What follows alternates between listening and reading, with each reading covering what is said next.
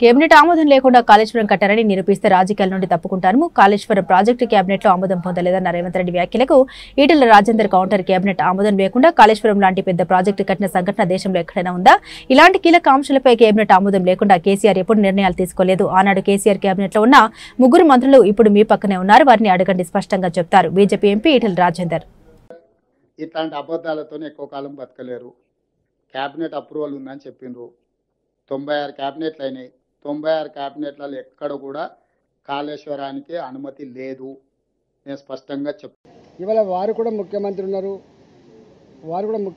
మంత్రులు ఉన్నారు. క్యాబినెట్ మీటింగ్లు అవుతున్నాయి. వారు కూడా 10 నెలలకు ఒకసారి క్యాబినెట్ మీటింగ్ పెట్టాలి. అంటే ఈ రాష్ట్రంలో క్యాబినెట్ ఆమోదం లేకుండా ఇంత పెద్ద ప్రాజెక్ట్ నిర్వహించేటువంటి ప్రాక్టీస్ ఎప్పుడైనా ఉంటే చెప్పండి. దానికి సంబంధించిన మొత్తం ఆధారాలు ఇస్తామని చెప్పినాం.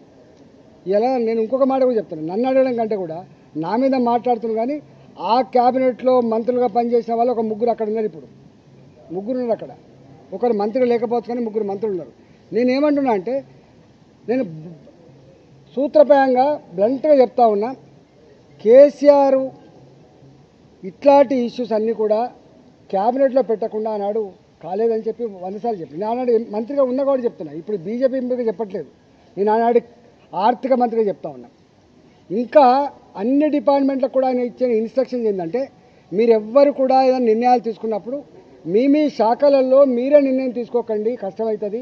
అవన్నిటినీ కూడా క్యాబినెట్ తీసుకురండి, క్యాబినెట్ ఆమోదంతో మాత్రమే చేయమని చెప్పేటువంటి మాట తప్పైతే నేను దేనికంటే దానికుంటా, రాజకీయాలు తప్పుకుంటా. ఇవన్నీ ఇట్లా మాటలు వట్టిగానే బట్టగాల్చి మీదేసు మాట్లాడడం సభగాదు. ఒక్కొక్కసారి ఎగ్జిక్యూటివ్ ఆర్డర్ ద్వారా కూడా వస్తుండొచ్చు. కొన్ని నిర్ణయాలు క్యాబినెట్ కొంచెం లేట్ అవుతుంది అంటే ఇవ్వాలనే జీవో ఇవ్వాలంటే ఇస్తారు కావచ్చు. కానీ రెక్టిఫికేషన్ కోసం మాత్రం మళ్ళీ ఆమోదం కోసం క్యాబినెట్కి పోతుంది. క్యాబినెట్ ఆమోదం పొందకుండా ఇట్లా జరగవు, గుర్తుపెట్టుకోండి. నేను ఈ మొత్తం కాళేశ్వరం ప్రాజెక్టులో అంతకు వేరే ప్రాజెక్టులు ఏవైతున్నాయో అవన్నిటి సంబంధించిన డాక్యుమెంట్స్ అన్ని కూడా మీ పేపర్లకు కావాలితే మీకు పంపిస్తాయి. ఇప్పుడు విచారణ జరుగుతూ ఉంది కాబట్టి పంపుతుంది. కానీ తప్పకుండా డాక్యుమెంట్స్ అన్నీ కూడా మీ ప్రెస్ వాళ్ళకు పంపిస్తా. మీరు మొత్తం స్టడీ చేయండి, దాన్ని మొత్తం బయటపెట్టే ప్రయత్నం చేయండి. మొన్న నేను TV9కి పోయినా, నేను చూపించిన ఇది ఉంది, మీరు ప్రసారం చేయమని చెప్పి.